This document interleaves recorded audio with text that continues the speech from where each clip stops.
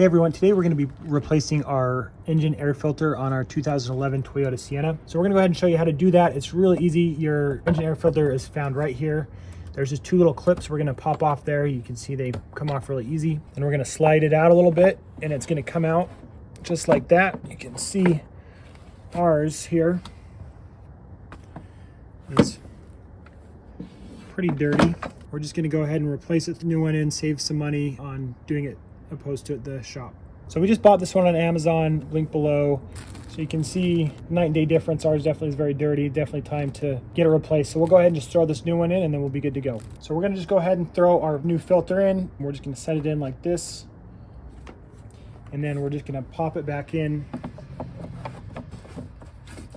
Should just slide right back in. You might have to make sure your clips are lined up, and then we're gonna just go and pop it back in just like that, and easy as that. It's a very, again, simple project, and we should be good to go with our new clean engine air filter. Let us know if you have any questions below, and remember to subscribe to Big Auto Repairs. Thanks and have a great day.